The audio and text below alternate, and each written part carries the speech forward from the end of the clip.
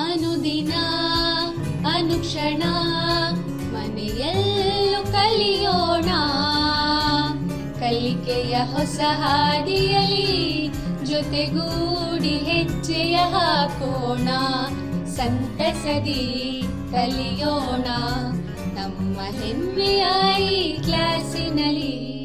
Yes sir. Yes teacher. Present ma'am. बिस्मिल्लाहिर्रहमानिर्रहीम औज़ुबिल्लाहि मिनश्शैतानिर्रजीम। अस्सलामु अलैकुम रहमतुल्लाहि व बरकातहू। मैं हसन अयाज मौलम ख्वाजा हाई स्कूल रोज़ाबी गुलबर्गा आप तमाम बच्चों का संवेदा ई लेसन क्लासेस में इस्तकबाल करता हूँ। बच्चों, आज हम समाजी साइंस का एक उन्वान पढ़ने जा रहे हैं जमात नहूम से। बच्चों, हम उन्वान की तरफ बढ़ने से पहले मैं चंद सवालात आपको करता हूँ। उम्मीद है कि आप उन सवालात के सही जवाब देंगे। तो बच्चों, सवालात देखिए, आपके स्क्रीन पे पहला सवाल है, आप बाज़ार कब जाते हैं? तो बच्चों, हम बाज़ार कब जाते हैं? जवाब जी, जब हमें सामान ख़रीदना होता है हम बाज़ार जाते हैं। तो बच्चों, दूसरा सवाल आपके स्क्रीन पर है, देखिए, सामान ख़रीदने के लिए आपको किस चीज़ की ज़रूरत पड़ती है? तो बच्चों, हमें सामान ख़रीदने के लिए किस चीज़ की ज़रूरत पड़ती है? जी बिल्कुल सही, सामान ख़रीदने के लिए हमें पैसों की ज़रूरत पड़ती है। तो आप तीसरा सवाल देखिए बच्चों, सामान या पैसों की लेन देन को क्या कहते हैं? सामान या पैसों के लेन देन को क्या कहते हैं बच्चों? जी बिल्कुल सही, सामान या पैसों के लेन देन को हम तिजारत कहते हैं। तो बच्चों, आज हम जमात नहूम से तिजारती हिसाब किताब मज़मून पढ़ेंगे। तो बच्चों, ये जो सबक तिजारती हिसाब किताब हमें पढ़ना है, हम इसके अहम नुकात देखते हैं। क्या क्या अहम नुकात यहाँ पे हैं इस सबक में हमें पढ़ना है। देखिए बच्चों, पहले तिजारती हिसाब किताब में, तिजारती इदारे में मालिया का मतलब, हिसाब किताब के मायने और इसका ज़ाब्ता, तिजारत में हिसाब किताब की ज़रूरत, खाते की तफसील और मुख्तलिफ़ खातों के जमा व खर्च के फ़ायदे, तिजारत के दिगर मसरूफियात, लेन देन, रोज़ाना किताब और खाते में दर्ज करना, तिजारती तंजीम के ज़रिए जायदाद और ज़िम्मेदारी मालूम करना, ये तमाम जो है ना बच्चों अहम नुकात हैं जो हम इस सबक में पढ़ने जा रहे हैं। तो बच्चों, अब हम हिसाब किताब के मायने क्या हैं देखते हैं। तिजारती हिसाब किताब के मायने, रुपया या रुपये के बराबर तब्दील होने वाली तिजारती कार्रवाई को पहचान कर इसकी कीमत मालूम करना। बच्चों, तिजारती हिसाब किताब के मायने क्या हैं? पैसा या पैसे के बराबर जो चीज़ें होती हैं उसको तब्दील करना या उसको जो है ना हिसाब उसका अंदाज़ा लगाना जो है ना तिजारत कहलाता है। लेन देन के बारे में तफसीली मालूमात और इसके नतीजा मालूम करना, मखसूस किताब में दर्जा ब दर्जा लिखने के अमल को हिसाब किताब कहते हैं। तो बच्चों, यहाँ पे तस्वीर में देखिए, एक तस्वीर आपको नज़र आ रही है। तस्वीर में जो है ना चंद लोग क्या कर रहे हैं, अपने साजो सामान एक दूसरे तब्दील करते हुए नजर आ रहे हैं। ये क्या है? हम पहले के ज़माने में क्या करते थे, चीज़ों को चीज़ों के ज़रिए जो है ना तब्दील करते थे। जैसे जैसे ज़माना तरक्की करता गया, हम पैसों के ज़रिए जो है ना चीज़ों को ख़रीदने लगे। तो देखिए बच्चों, इसी तरह जो है ना हम किसी एक मखसूस किताब में तमाम हमारे तिजारती हिसाब किताब को जो है ना मखसूस खाते में या किताब में जो है ना उसको दर्ज करते हैं। हिसाब किताब लिखने का इस्तेमाल और ज़रूरत। देखिए बच्चे, अब हम तिजारत में हिसाब किताब का लिखना क्यों ज़रूरी है और उसका इस्तेमाल किस तरह से होगा इसकी तफसील जानते हैं। हिसाब किताब लिखना तिजारती इदारे के जमा और खर्च की अहम दस्तावेज़ात हैं। तो बच्चों, किसी भी तिजारत को शुरू करने में या तिजारत में जो है ना हर खर्च और जो है ना जमा का हिसाब किताब रखना बहुत ज़रूरी होता है। इससे हमें क्या मालूम पड़ता है, हमारे तिजारत में किन चीज़ की कमी हुई है और किस चीज़ की जो है ना ज़्यादती है, वो तमाम तरह के हिसाब किताब हम रखते हैं। हिसाब किताब की वजह से हर साल की तिजारती नतीजे का जायज़ा लिया जाता है। हिसाब किताब से तिजारती सरमाया की कारकर्दगी मालूम होती है। हिसाब किताब तहरीरी शक्ल में हो तो आइंदा के तिजारती कार्रवाइयों में मदद मिलती है। तो बच्चों, हिसाब किताब लिखना क्यों ज़रूरी है? देखिए, क्योंकि हमें हमारी तिजारत में कितना मुनाफा हो रहा है और कितना जो है ना खर्च हो गया है, ये तमाम की तफसील रखना बहुत ज़रूरी है। क्योंकि हम इसका जो है ना तखमीना लगा सकते हैं कि एक मुकर्ररा मुद्दत के बाद हमने कितना मुनाफा हासिल किया और हमारे को जो है ना होने वाला खर्च क्या क्या था, ये तमाम तरह की चीज़ें, और आने वाले आइंदा 1 साल के बाद में जो है ना हम अगर कि इसका हिसाब किताब लगाएंगे तो आसानी से जो है ना हम इसका हिसाब किताब लगा सकते हैं। एक किताब में लिखने से इसके फ़ायदे होते हैं। हिसाब किताब में जमा और खर्च के बारे में लिखने का तरीक़ा अहम किरदार अदा करता है। ये एक मखसूस फ़न है। जमा और खर्च का हिसाब लिखने का किताब को खाता कहते हैं। तो बच्चों, हिसाब किताब जो लिखते हैं ये एक मखसूस फ़न है। ये जो अकाउंटिंग जिसको हम कहते हैं, अकाउंट जो लिखे जाते हैं या खाता जिसको कहते हैं हम, ये जो है ना आम तरीके से नहीं लिखा जाता। इसका भी एक फ़न है, लिखने का एक तरीक़ा है। ये जो है ना मखसूस फ़न के ज़रिए इसको लिखा जाता है। ये जमा और खर्च की किताब को हम खाता कहते हैं। ये जो हम जहाँ जितना भी जो है ना तिजारत का हम पैसा जमा हो रहा है और जो पैसा खर्च हो रहा है, इसको लिखने को जो है ना हम क्या कहते हैं, खाता कहते हैं। हिसाब किताब लिखने के 2 तरीके हैं। तो बच्चों अब यहाँ पे देखिए हिसाब किताब लिखने के 2 तरीके हैं। कौन कौन से हैं देखिए। पहला तरीका, यहाँ पे 2 अलग किताबों में लिखने का तरीका, और दूसरा तरीका है एक ही किताब में लिखने का तरीका। तो यहाँ पे देखिए बच्चों, हिसाब किताब लिखने के लिए 2 तरीके यहाँ पे बताए गए हैं। एक तरीका है 2 अलग अलग किताबों में लिखने का, यानी कि हम खर्च को एक अलग किताब में लिखते हैं और जमा को एक अलग किताब में लिखते हैं, और दूसरा तरीका है एक ही किताब में दोनों तरीके लिखने का। तो यहाँ पे और एक तरीका है जो एक ही किताब में दोनों तरीके लिखते हैं। तो बच्चों सबसे पहले जो है ना हम 2 अलग अलग किताबों का इस्तेमाल देखते हैं। हर एक तिजारती कार्रवाई 2 तरह की होती है। एक तरीका मुनाफा देता है, दूसरा तरीका मुनाफा हासिल करता है। इसीलिए एक खाता फ़ायदा देता है तो दूसरा फ़ायदा हासिल करता है। तो बच्चों देखिए यहाँ पे एक तरीका मुनाफा देता है, एक तरीका जो है ना आपको जो है ना खर्च बताता है। तो यहाँ पे क्या है, हम किस तरह से जो फ़ायदा दुकान में हम जो साजो सामान को लेकर आ रहे हैं वो मुनाफा बताता है, और जो दुकान से माल जो खर्च हो रहा है या तिजारत से जो माल जो खर्च हो रहा है वो क्या कहता है, फ़ायदा दिखाता है, वो खर्च दिखाता है। इन तमाम को दर्ज करते वक्त एक ही अमल 2 खातों में एक के बरखिलाफ दूसरा लिखा जाता है। इस तरीक़ेकार को 2 जानिब दर्ज करने का तरीक़ा कहते हैं। तो बच्चों यहाँ पे देखिए ये 2 तरफा लिखने का तरीक़ा कैसा है। एक ही अमल को हम 2 अलग अलग खातों में लिखते हैं, यानी कि एक अमल हो रहा है, यानी कि जो तिजारत में फ़र्ज़ कीजिए आपकी एक कपड़ों की दुकान है, उस दुकान में जो है ना आपका जो खर्च हो रहा है हम उस खर्च को एक खाते में लिखते हैं, और हमारी तिजारत से या हमारे दुकान से जो माल खर्च हो रहा है उसको एक अलग खाते में लिखते हैं। ये जो है ना एक खाता क्या बताता है, मुनाफा हासिल हो रहा है बताता है, एक खाता क्या बताता है, खर्च हो रहा है बताता है। इस तरह 2 अलग अलग तरीके से लिखने का अमल है ये। मिसाल के तौर पर अशिया को नकद फरोख्त किया गया तो ये नकद खाता फ़ायदा हासिल करता है, अशिया की फरोख्त से खाते का फ़ायदा देता है। तो देखिए बच्चों यहाँ पर आपको एक तस्वीर के जरिए बताया जा रहा है ये 2 तरफा खाता किस तरह लिखते हैं, डुअल एंट्री अकाउंटिंग जिसको हम इंग्लिश में कहते हैं, किस तरह से लिखते हैं। एक तरफ बैलेंस शीट है, एक तरफ जो है ना इनकम शीट है। इस तरह जो है ना हम ये इस एक खाते में जो है ना जाहिर करते हैं। 2 अलग अलग तरीके से लिखकर बताया जाता है। तो बच्चों इसी तरह आगे बढ़ते हैं। 2 तरफा हिसाब किताब दर्ज करने का तरीका। रफ बुक रोज़मर्रा के कारोबार का हिसाब सारी किताब में दर्ज किया जाता है। इस किताब के मुकम्मल दर्ज होने के बाद किस खाते में खर्च लिखना है, किस खाते में जमा दर्ज करना है, ये अच्छी तरह जानकर मंदरजे झैल को रोज़ाना की किताब में दर्ज किया जाता है। देखिए बच्चों यहाँ पे एक एग्जाम्पल के तौर पर, मिसाल के तौर पर आपको यहाँ पे खाका दिया गया है। तो मैं सबसे पहले आपको बता दूं कि जैसे 2 तरफा जो खाता जो किसको कहते हैं, किताब जो लिखी जाती है, एक किताब में हम पहले क्या करते हैं, एक रफ बुक लेते हैं जिसमें तमाम तरह की तिजारती सरगर्मियों को लिखा जाता है। जो चीज़ें हम बेच रहे हैं, जो चीज़ें हम जो है ना खरीद रहे हैं, तमाम को एक किताब में लिखते हैं। इसके बाद क्या करते हैं हम, कौन सी चीज़ जो बिकी हुई चीज़ है किसको मुनाफे वाले खाते में लिखना है उसको लिखते हैं, और जो चीज़ हमारे को जो है ना जो फरोख्त किया गया खाता है उसमें लिखना है, उसमें लिखा जाता है, खर्च वाले खाते में लिखते हैं। तो यहाँ पे एक खाका बताया गया है। इस खाके के तहत आप देख सकते हैं बच्चों, यहाँ पे देखिए एक कॉलम में तारीख बताई गई है, एक में तफसील, एक में जो है ना आपको तफसील लिखना है, एक खाता बताया गया है, एक खर्च है, उसके बाद जमा की गई रकम है, खर्च की गई भी रकम, इस तरह से यहाँ पे आपको बताया गया है। तो बच्चों सबसे पहले तारीख लिखना है, यानी कि अब जिस दिन आपका तिजारत है, आप जो भी तारीख आप एग्जाम्पल 15 अगस्त की ले लीजिए, उस दिन जो खर्च हो रहा है, आपकी तिजारत में जो चीज़ें आप बेच रहे हैं या जो खर्च हो रहा है, वहाँ पे खर्च की गई तफसील वहाँ पे लिखी जाती है। तफसील की जगह जिस चीज़ के लिए आप पैसा खर्च कर रहे हैं उसकी तफसील लिखना है। एग्जाम्पल के तौर पे अगर आपके पास कोई मुलाजिम काम कर रहा है तो मुलाजिम को दी जाने वाली तनख्वाह कहाँ पे लिखेंगे? मुलाजिम को दी जाने वाली तनख्वाह खर्च में लिखी जाती है। इसी तरह जो है ना आपको आगे कॉलम जो खर्च का कॉलम जो दिया जा रहा है, आगे जो कॉलम खर्च का दिया गया है वहां पे कितने रुपये बतौर उसको जो है ना तनख्वाह दी गई है मुलाजिम को वो लिखा जाता है। इसी तरह नीचे देखिए बच्चों और एक है रफ जो लिखा जा रहा है, जमा की गई रकम।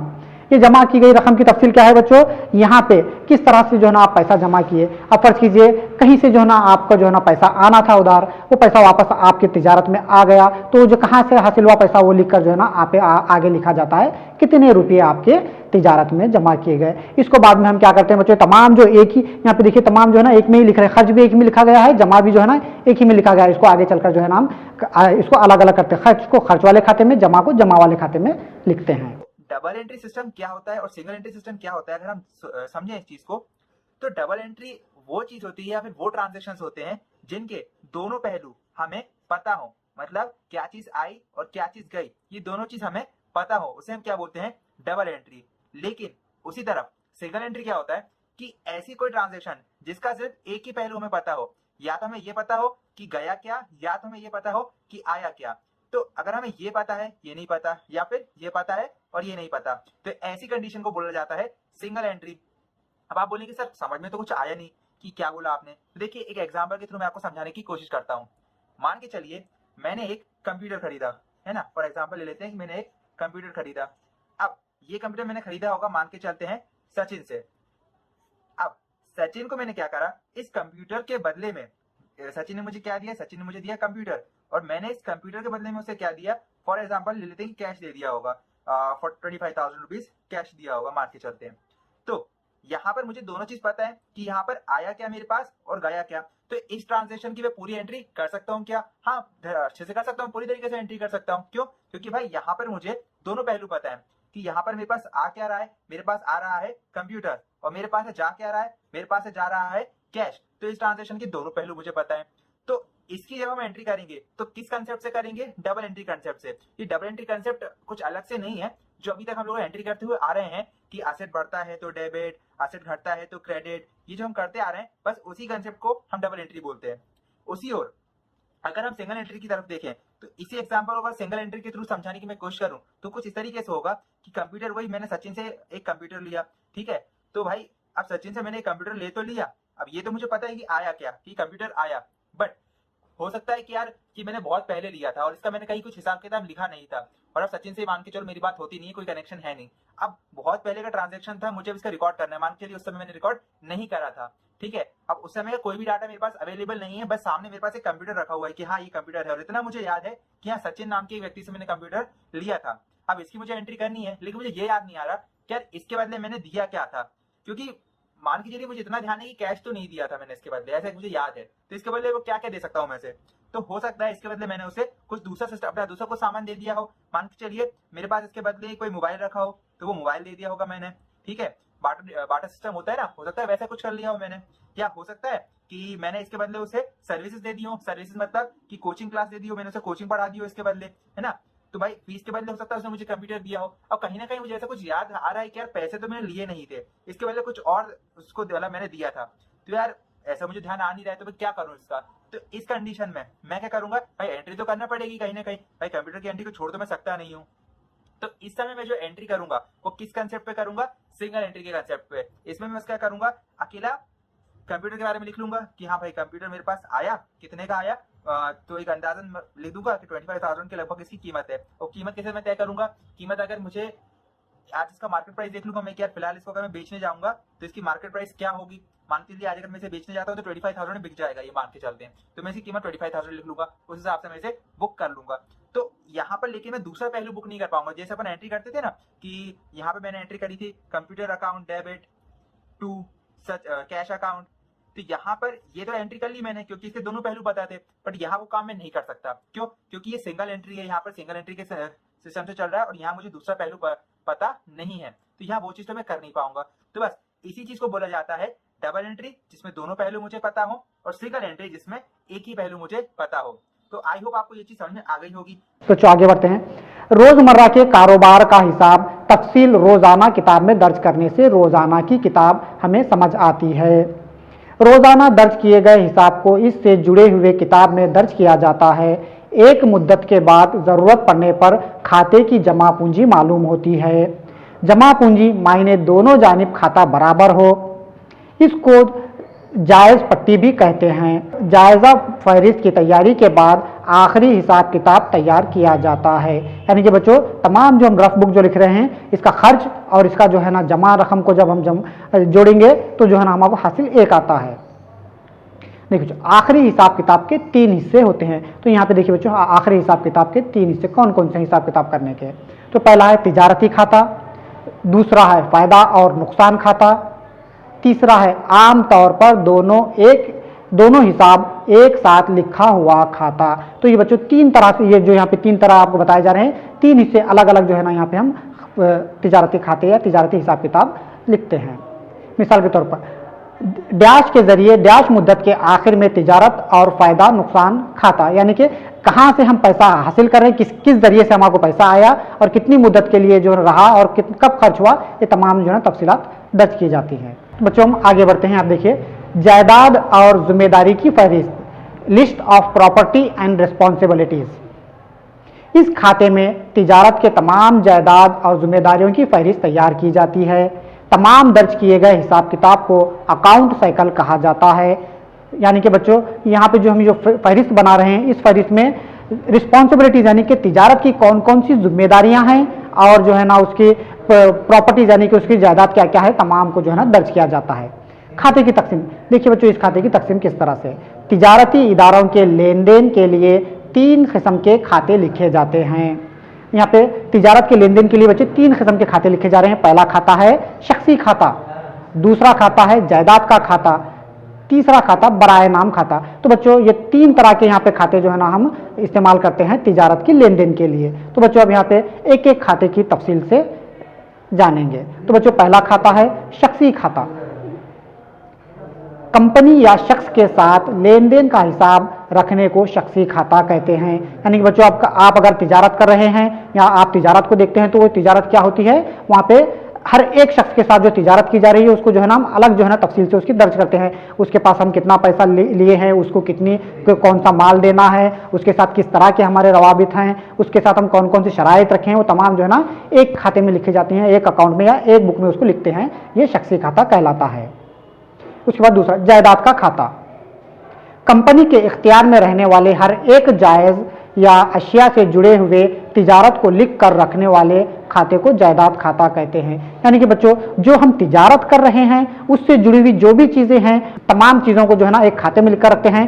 जो भी यहाँ पे तिजारत से जुड़ी हुई या कंपनी से जुड़े हुए जो भी फहरिस्त है, उस जो भी फर्नीचर हो या उसका साजो सामान हो, उसको लिख कर रखा जाता है, उसको जो है ना हम जायदाद का खाता कहते हैं।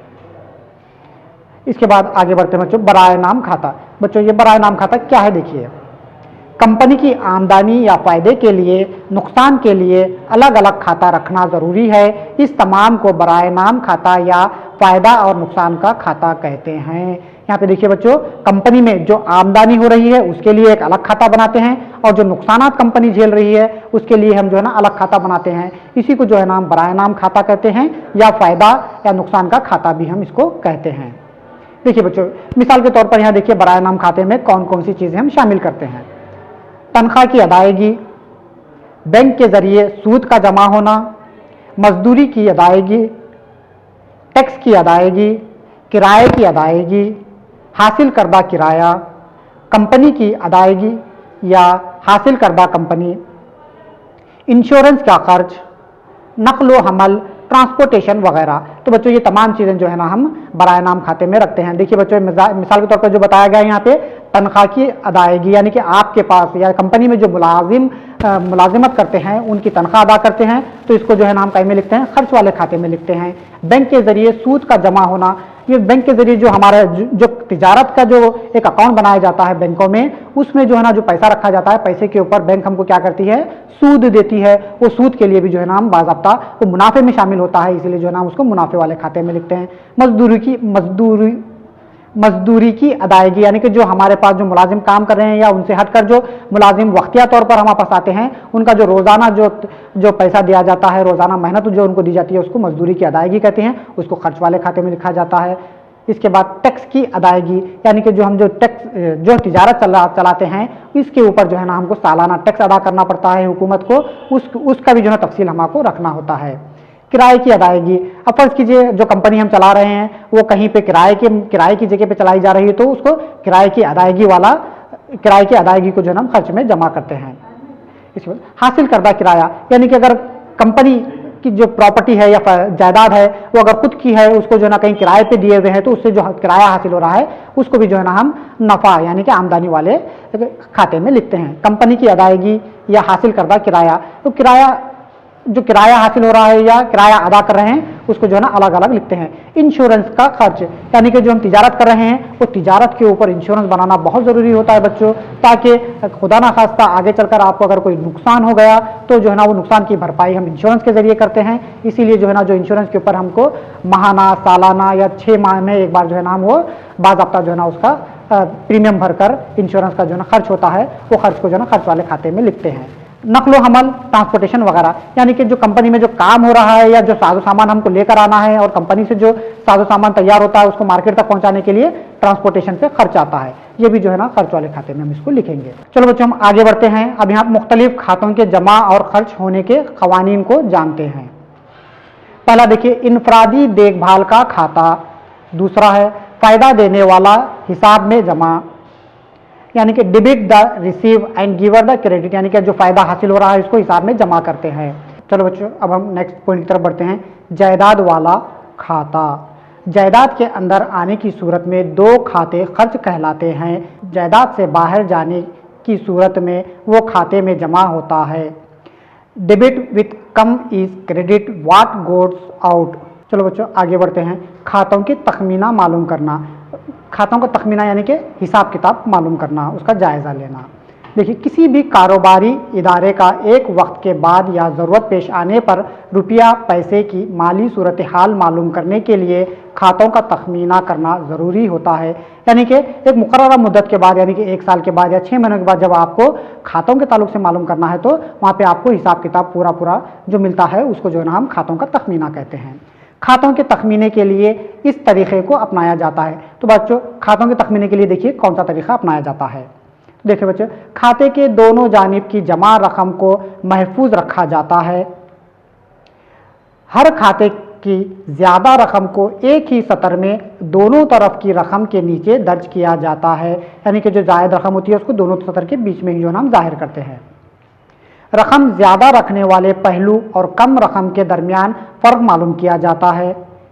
इन दोनों जानिब या पहलुओं के दरमियान के फ़र्क को खाते का तखमीना कहा जाता है। जमा तखमीना, डेबिट बैलेंस और खर्च की जानिब रकम ज़्यादा हो तो ये खर्च तखमीना या क्रेडिट कहा जाता है। अच्छा बच्चों तो अब अहम नोट देखिए, यहाँ पे हम देखते हैं कुछ अहम नोट यानी कि खातों के ताल्लुक से जुड़ी हुई अहम नोट देखिए कौन कौन सी हैं। अशिया का खाता अशिया की ख़रीद व फरोख्त के तौर पर नुमाया होता है। इसी तरह गुड्स रिटर्न अकाउंट और परचेज रिटर्न अकाउंट और सेल रिटर्न अकाउंट के तौर पर जाहिर करते हैं। यानी कि जो खाते हम यहाँ पे लिख रहे हैं उसमें गुड्स रिटर्न अकाउंट एक बार होता है, परचेज का एक अकाउंट होता है और सेल का एक अकाउंट होता है। इस तरह जो है ना हम अलग अलग खातों में ये इसको जाहिर करते हैं। इन्हीं खातों का तखमीना नहीं कहा जाता बल्कि इन्हें सिर्फ खरीदारी कहता। इन्हें खातों का तखमीना नहीं कहा जाता बल्कि इन्हें सिर्फ खरीदारी खाता या फरोख्त खाता के तौर पर जाहिर किया जाता है। तखमीना के लिए तमाम खातों की एक फहरिस्त तैयार की जाती है। इसको ट्रायल बैलेंस कहा जाता है। ट्रायल बैलेंस के दोनों जानिब की जमा कीमत मसावी होती है। देखिए बच्चों अब आखिरी हिसाबात बोलकर यहाँ पे एक हेडिंग है, देखते हैं उसके ताल्लुक से जानते हैं क्या है। गोशवारा यानी कि बैलेंस शीट। गोशवारा के माने क्या है, बैलेंस को गोशवारा कहते हैं। बैलेंस शीट देखिए बच्चों क्या होती है ये बैलेंस शीट। बाज़ औक़ात तिजारत और नफ़ा व नुकसान के खाते को अलग अलग दर्ज किया जाता है। क्या है बच्चों यहाँ पे गोशवारा में क्या होता है, बाज़ टाइम तिजारत में नफ़ा को अलग और मुनाफे को जो है ना अलग अलग इसको दर्ज किया जाता है, इसको हम गोशवारा शीट कहते हैं। मगर मजमूई तौर पर एक खाते की हैसियत से तिजारत और नफ़ा व नुकसान का खाते के तौर पर तैयार किया जाता है। क्या है बच्चों, मजमूई तौर पर इसको हम कौन से खाते के तौर पर जाहिर करते हैं, नफ़ा और नुकसान वाले खाते के तौर पर ही इसको जाहिर करते हैं। अहम नुकात। देखिए बच्चों, अहम नुकात तिजारत क्या है। देखिए, तिजारत का खाता खरीद व फरोख्त के नतायज फराहम करता है। इसमें अशिया की खरीद व फरोख्त और तैयारी के तमाम अखराजात शामिल किए जाते हैं। इस खाते का नतीजा मजमूई नफ़ा या मजमूई नुकसान के तौर पर जाहिर करता है। गोशवारा एक तरह के वजाहत या बयान की तरह है। मुस्तकिल जायदाद के साल दर साल कीमत में कमी हो तो इसको डिप्रिसिएशन कहते हैं। इसको जायदाद की कीमत से कहा जाता है, बाज़ नुकसान के तौर पर जाहिर किया जाता है। शख्सी खाते के जुमला जमा का तखमीना सैंड्री डिबेटर का इजहार करता है। ट्रायल बैलेंस में बैंक बैलेंस को नकद के तौर पर और बैंक और सरमाया को खाते में सरमाए के तौर पर जाहिर किया जाता है। जायदाद और कर्जाजात के माबैन फ़र्क को सरमाया कहते हैं। सरमाया किसे कहते हैं? देखिए बच्चों, जायदाद और कर्ज के दरमियान का जो फ़र्क होता है उसको सरमाया कहते हैं। अब बच्चों, अब तक जो हमने इस लेसन में पढ़ा, इस मजमून को जो तिजारती हिसाब किताब में जो पढ़ा, इन तमाम को जो है ना यहाँ पे हम और एक बार दोबारा देखते हैं, इआदा करते हैं और एक बार जो है ना इसके ऊपर हम नज़रसानी करते हैं। देखिए बच्चों, हमने क्या क्या पढ़ा। देखिए बच्चों, सबसे पहले हिसाब किताब के मायने, रुपया या रुपये के बराबर तब्दील होने वाली तिजारती कार्रवाई को पहचान कर इसकी कीमत मालूम करना जाने। और क्या क्या जाने, देखिए बच्चों आगे देखते हैं। आम तरीके से तिजारती नतीजा मालूम करना या लेन देन को सलीके से दर्ज करने के अमल को हिसाब किताब कहते हैं। हिसाब किताब लिखने के दो तरीके हैं। तो बच्चों, हमने हिसाब किताब लिखने के दो तरीक़ों को भी जाना। देखिए बच्चों, दो तरीके कौन कौन से थे बच्चों? दो तरीके यानी कि एक सिंगल एंट्री सिस्टम और डुअल एंट्री सिस्टम। अब आगे देखते हैं। तिजारती हिसाब किताब के ज़रिए तिजारती कार्रवाइयों में अशिया की खरीद व फरोख्त, अशिया की बाजारकारी, आमदनी, खर्च, फ़ायदा, नुकसान वगैरह को महफूज करना होता है। तो बच्चों, अब आगे देखते हैं। तिजारती इदारों में लेन देन के लिए 3 किस्म के खाते महफूज होते हैं। यानी कि तिजारती लेन देन के लिए बच्चों यहाँ पे 3 किस्म के खाते महफूज होते हैं। कौन कौन से खाते होते हैं हम देखे थे बच्चों? हाँ, बिल्कुल सही। शख्सी खाता, जायदाद का खाता, बराए नाम खाता, ये 3 खाते तिजारती लेन देन के लिए बनाए जाते हैं, लिखे जाते हैं। तो आगे देखते हैं बच्चों। जमा के लिए क्रेडिट CR और खर्च के लिए डेबिट DR की असलाहत इस्तेमाल की जाती है। तो बच्चों, आप अक्सर देखे होंगे, देखिए आपके पास बैंक खाता है, बैंक अकाउंट है। बैंक अकाउंट में पासबुक में अक्सर जो है ना आपको पैसों के आगे जहां से आप पैसे निकाल रहे हैं, यानी कि आप अपने अकाउंट से पैसे निकालते हैं तो आगे DR वगैरह लिखा आता है, यानी कि डेबिट, यानी कि आपके पैसे अकाउंट से निकाल दिए गए। और जब पैसे आपके अकाउंट में जमा होते हैं तो उसके आगे पैसों के आगे CR वगैरह लिखा रहता है, यानी कि उसको क्रेडिट किया गया। क्रेडिट यानी कि पैसे जमा हुए आपके अकाउंट में। इस तरह हम इसको जाहिर करते हैं। जो पैसा जमा हो रहा है उसको हम CR के जरिए जाहिर करते हैं, और जो पैसा खर्च हो रहा है या जो पैसा हम निकाल रहे हैं उसको DR के जरिए जाहिर करते हैं। खातों का तखमीना मालूम करना बहुत ज़रूरी होता है। यानी कि खातों का तखमीना जाहिर मालूम करना बहुत ज़रूरी होता है बच्चों, क्योंकि हम क्या हासिल करें, कितना हमारा मुनाफा हुआ है, तमाम तरह के हिसाब किताब रखना, जितना खर्च हुआ, कितना मुनाफा, कितना नुकसान, ये तमाम चीज़ों का तखमीना करना बहुत ज़रूरी होता है। जायदाद और जिम्मेदारी की फहरिस्त रखना भी ज़रूरी है। यानी कि हम जायदाद और जिम्मेदारी की लिस्ट रखना बहुत ज़रूरी है बच्चों, क्योंकि जो ताजिर है, जो तिजारत कर रहा है, उसने अपनी तिजारत के लिए कौन कौन सी साजो सामान अपनी तिजारत में इस्तेमाल किया है। फर्नीचर है, मेज़ है, या कंपनी के लिए जो गाड़ी रख रहा है, वो तमाम जो है ना कंपनी की जायदाद में शामिल होते हैं। और जिम्मेदारी, उन तमाम की जिम्मेदारियाँ क्या क्या हैं वो भी लिख कर रखना, खाते में शुमार करना बहुत ज़रूरी होता है। गोशवारा के ज़रिए नफ़ा व नुकसान और अगली तिजारती कार्रवाइयों के लिए अंदाज़ा लगाना आसान होता है। ये क्यों लिखते हैं बच्चों? ये तमाम खाते क्यों लिखा जाते हैं? क्योंकि एक वक्त मुकर्ररा के बाद इन तमाम को जब हम हिसाब किताब करेंगे तो अंदाज़ा लगाना बहुत आसान हो जाता है, गोशवारा करना बहुत आसान होता है। तो बच्चों, अब तक हम यहाँ पे जो पढ़े, इन तमाम के ऊपर मैं जो है ना आपको घर पे काम करने के लिए जो है ना कुछ सवालात दे रहा हूँ। होमवर्क के तौर पर आपको चंद सवालात दे रहा हूँ। उम्मीद है कि आप ये सवालात करेंगे। तो देखिए बच्चों, पहला सवाल आपके लिए है। मंदरजा झैल सवालात के जवाब मुख्तसर लिखने, यानी कि 1 जुमले या 2 जुमले में आपको सवाल के जवाब लिखने हैं। तो देखिए बच्चों, पहला सवाल क्या है? हिसाब किताब से क्या मुराद है? तो बच्चों, यहाँ पे पहला सवाल है आपके लिए, हिसाब किताब से क्या मुराद है?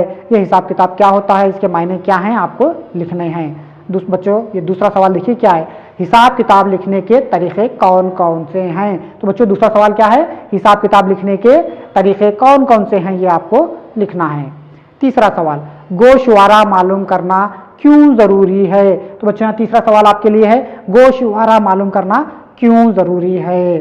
तो बच्चों ये यहाँ तक जो है ना आपको तीसरा सवाल हो गया। अब चौथे सवाल की जानिब बढ़ते हैं, यानी कि चौथा सवाल, जायदाद खाते से क्या मुराद है। तो बच्चों ये चौथा सवाल है आपके लिए, जायदाद खाते से क्या मुराद है। ये सवालात के जवाब आपको हल करने हैं, हल करके जो है ना आपके समाजी साइंस के टीचर को बताने हैं। तो उम्मीद करता हूँ बच्चों आज का सबक आपको समझ आया होगा और आपको दिया गया होमवर्क इंशाल्लाह आप